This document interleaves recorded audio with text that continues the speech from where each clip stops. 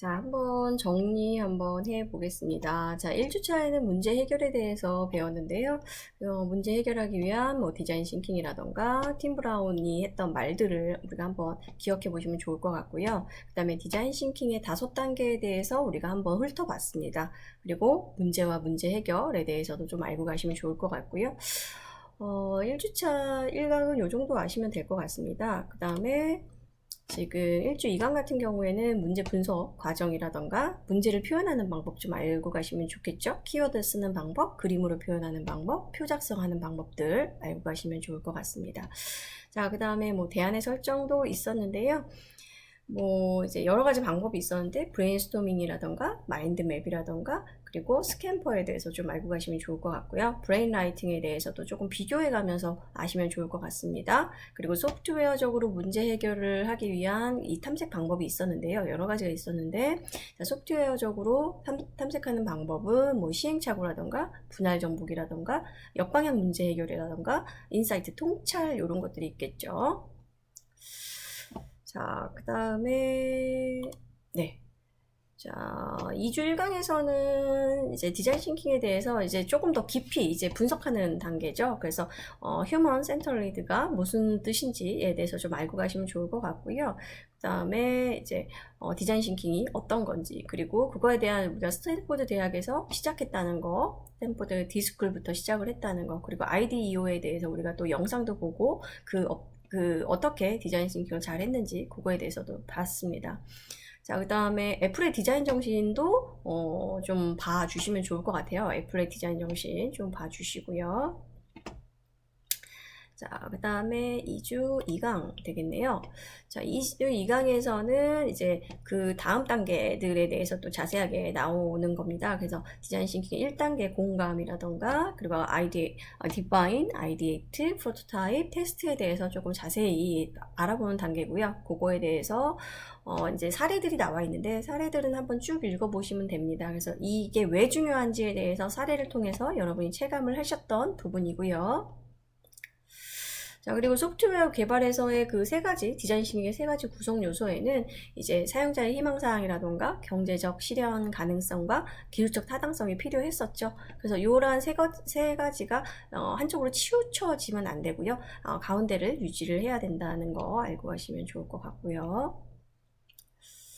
자, 그 다음에 2주 2강까지 했으니까 3주 1강? 3주 1강 한번 보시면 이렇게 AIOU라는 인터뷰하는 방법이 있었는데 이 인터뷰는 우리가 상담을 하기 위해서 하는 게 아니고 우리가 소프트웨어 개발을 하기 위해서 하는 방법입니다. 그냥 공감만 하고 감정만 이해해주고 이렇게 하려고 하는 것이 아니기 때문에 인터뷰 방법도 좀 알아두시면 좋을 것 같고요. 그 다음에 문제 정의를 하기 위해서 우리가 페르소나라는 것을 등장시켰죠. 그리고 페르소나가 뭔지 좀 알아가시고 페르소나가 이제 5Whys에서 어떻게 사용되는지 이것도 알아가시면 좋을 것 같습니다. 3주 1강 했으니까 3주 2강, 요게 3주 2강이네요. 자, 여기에서는 이제 아까랑 비슷한 내용이 나오는 거는 아마 제가 수업했을 때도 스킵을 했을 겁니다. 그래서 한번 이제 비슷한 내용은 그렇구나 하고 넘겨가시면 될 것 같고요. 브레인스토밍, 스캠퍼 이렇게 조금 보시면 될 것 같습니다. 브레인 라이팅. 3주 2강 했으니까요. 4주 1강 할 차례네요. 4주 1강. 자, 4주 1강에서는 이제 컴퓨팅 사고 9가지 요소에 대해서 나왔는데요. 다른 부분들은 여러분이 이제 공대 컴퓨터 학과이기 때문에 다 아실 것 같아요. 근데 추상화 부분은 좀 모르시는 분들도 계셔서 추상화 부분 좀 알고 가시면 좋을 것 같고요. 알고리즘 다 아실 것 같고요. 네.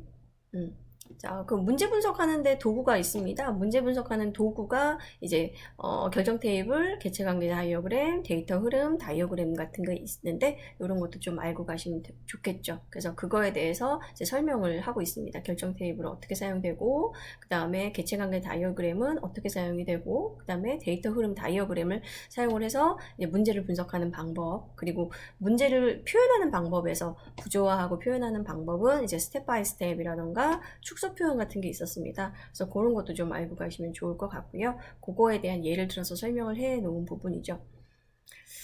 자, 알고리즘 부분은 여러분이 익히 다 알고 있는 부분이고요. 자, 다음 넘어가면 사주 2강 요거네요. 자, 요 부분에서는요, 이 추상화도 일반적인 추상화가 이렇게 되어 있다면, 우리가 소프트웨어를 개발을 할 때 데이터를 어떻게 추상화할 것인지, 데이터 추상화에 대해서 나와 있는 거고요. 그 다음에 관계는 어떻게 추상화할 건지, 관계 추상화에 대해서 나와 있어요.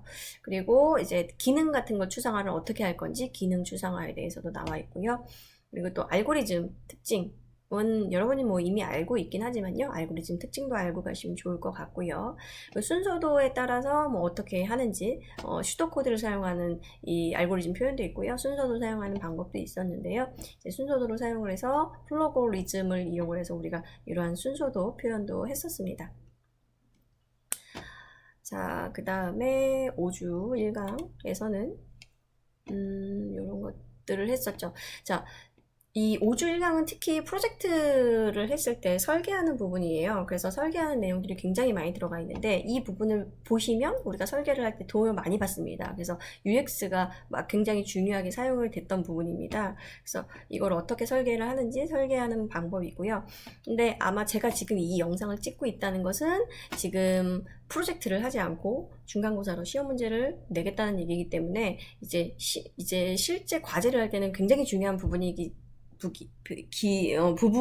근데 이제 시험을 볼 때는 요런 게 있구나 정도만 알고 가셔도 됩니다. 그래서 우리가 이 페르소나를 이용을 해서 사용자 스토리 하는 것도 있었고요. 유료로 사용하는 이제 툴들을 제가 무료로 사용하는 방법 이게 아마 가르쳐 드렸을 거예요. 그래서 그러한 사용하는 방법들 그리고 이제 고객 여정 맵에 대해서도 제가 좀 다뤘었죠.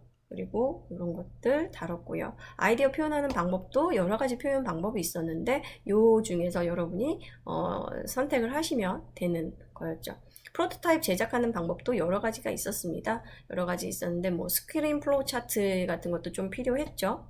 그래서 이런 방법들 그리고 이런 것도 이제 무료지만 유료지만 무료로 사용할 수 있는 방법들에 대해서 좀 했고요. 스크린 플로우 차트 같은 경우에는 이제 그냥 단순하게 도형으로 했을 때는 전달력이 빠르고 그리고 이제 와이어프레임은 많이 사용하는 방법이고 핸드 드로잉은 제가 비권장이라고 얘기했어요. 이런 거는 좀 전문성이 좀 떨어지잖아요. 그래서 이런 거는 비권장입니다. 그래서 잘 사용되지 않으니까요. 그래서 이제 스크린 플로우 차트하고 또 메뉴 구조도도 좀 비교해서 알아주시면 좋을 것 같아요. 얘하고 얘는 정말 다른 거거든요. 그 메뉴 구조도는 이제 사이트 맵처럼 전체에 어떤 식으로 구조가 되어 있는지 확인하기 위한 겁니다. 그래서 그런 것도 좀 알고 가시면 좋을 것 같고요. 실제 설계하실 때는 좀 필요하시죠. 그럼 화면 모형 같은 것도 알고 가시면 되고 와이어프레임 도시법이 뭔지도 좀 알고 가시면 좋을 것 같아요. 와이어프레임 도시법. 자, 요것도 이제 무료로 사용할 수 있는 우리는 이제 프로토타입 사용할 때 이러한 툴을 이용하면 무료로 사용할 수 있다고 제가 말씀드렸어요. 아주 무료인데 너무너무 좋은 툴입니다. 그 다음에 5주 2강이죠. 자, 요거는 이제 앱 인벤터가 이제 시작이 됩니다. 그래서 앱 인벤터가 뭔지 좀 알아주셔야 될 것 같고요. 그거에 대한 특징들 좀 알아가시면 좋을 것 같고요. 그거의 각각의 요소들 알아가시면 좋을 것 같아요. 이거는 실제로 우리가 안드로이드 스튜디오랑 거의 비슷한 구조 배치가 되어 있습니다. 툴들이, 그 창들이. 그래서 여기서 이 창들의 구조를 좀 알고 가시면 나중에 안드로이드 스튜디오를 하실 때 헤매는 것을 조금 방지하실 수 있어요. 자, 그 다음에 5주 2강 했으니까 요거죠. 이제 환경 설정하는 게 있었는데 환경 설정이 조금 까다로울 수 있습니다. 처음에는. 그래서 환경 설정하는 방법 3가지 알려드렸어요. 그래서 AI to 컴퍼니언으로 연결하는 거, 그 다음에 AI 스타터, 그리고 USB 케이블로 연결하는 방법들에 대해서 이제 쭉 설명을 해놨고 에뮬레이터로 이용하는 AI 스타터로 하는 것도 알고 가시면 좋을 것 같고요.